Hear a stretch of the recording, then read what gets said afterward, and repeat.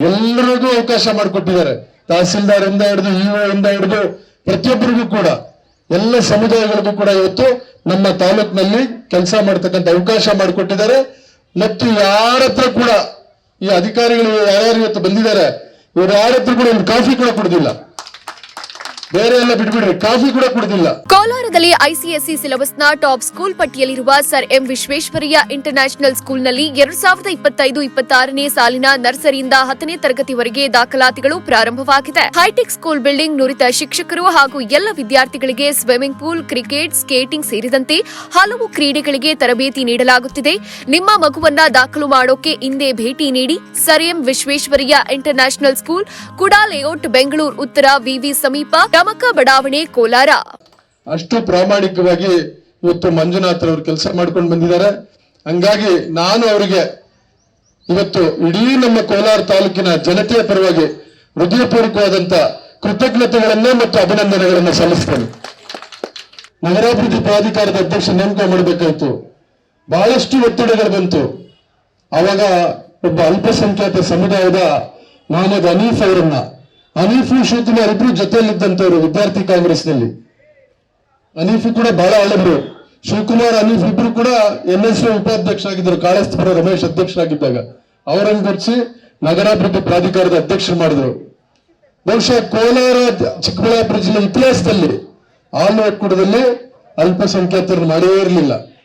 ಕೋಲಾರ ಚಿಕ್ಕಬಳ್ಳಾಪುರ ಹಾಲು ಒಕ್ಕೂಟ ಸ್ಥಾಪನೆ ಆದ ದಿವಸದಿಂದ ಇಲ್ಲಿವರೆಗೂ ಒಬ್ಬ ಅಲ್ಪಸಂಖ್ಯಾತರನ್ನ ನಾಮಿನಿ ನಿರ್ದೇಶಕರನ್ನಾಗಿ ಮಾಡಿರಲಿಲ್ಲ.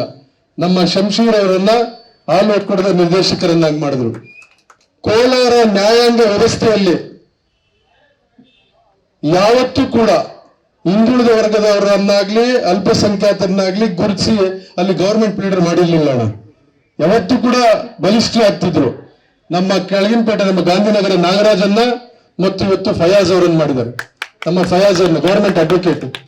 ಅದೇ ರೀತಿ ನಗರಸಭೆ ಅಧ್ಯಕ್ಷರು ನಮ್ಮ ಲಕ್ಷ್ಮೀದೇವರ ಉಪಾಧ್ಯಕ್ಷ ಸಂಗೀತಾರವರನ್ನು ಮಾಡಿದ್ದಾರೆ. ಅಂದ್ರೆ ಅಧಿಕಾರ ಯಾರೊಬ್ಬರು ಸ್ವತ್ತು ಅಲ್ಲ, ಇದೆಲ್ಲರಿಗೂ ಹಂಚಿಕೆ ಆಗ್ಬೇಕು.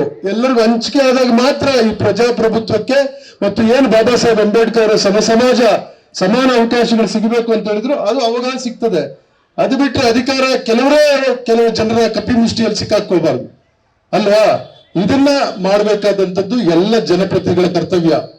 ಇವತ್ತು ನಮ್ಮ ಮಂಜುನಾಥ್ ಅವರು ಅತ್ಯಂತ ಪ್ರಾಮಾಣಿಕವಾಗಿ ಯಾರ್ಯಾರು ಕಾಂಗ್ರೆಸ್ ಪಕ್ಷದಲ್ಲಿ ಪ್ರಾಮಾಣಿಕವಾಗಿ ಗುರುಸ್ಕೊಂಡು ಬಂದಿದ್ರು, ನಡ್ಕೊಂಡು ಬಂದಿದ್ರು, ಪಕ್ಷದಲ್ಲಿ ದುಡ್ಕೊಂಡು ಬಂದಿದ್ರು, ಯಾರನ್ನ ಗುರುತಿಸಿರ್ಲಿಲ್ಲ ಅಂತವರನ್ನ ಗುರುತಿಸಿ ಇವತ್ತು ಎಲ್ಲರಿಗೂ ಕೂಡ ಅಧಿಕಾರ ಹಂಚಿಕೆ ಮಾಡ್ತಕ್ಕಂಥದ್ದನ್ನ ಇವತ್ತು ಅವಕಾಶ ಮಾಡಿಕೊಟ್ಟಿದ್ದಾರೆ.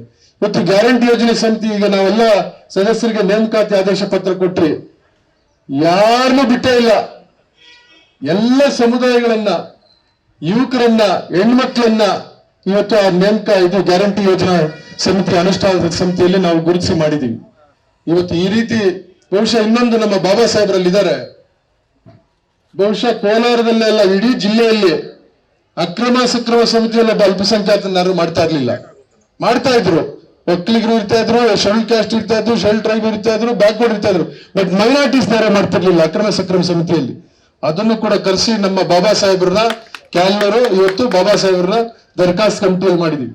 ಇದು ನಮ್ಮ ಶಾಸಕರಿಗೆ, ನಜೀರ್ ಸಾಹೇಬರಿಗೆ, ನಮಗೆ ಮತ್ತು ನಮ್ಮ ಪಕ್ಷಕ್ಕಿರ್ತಕ್ಕಂಥ ಬದ್ಧತೆ.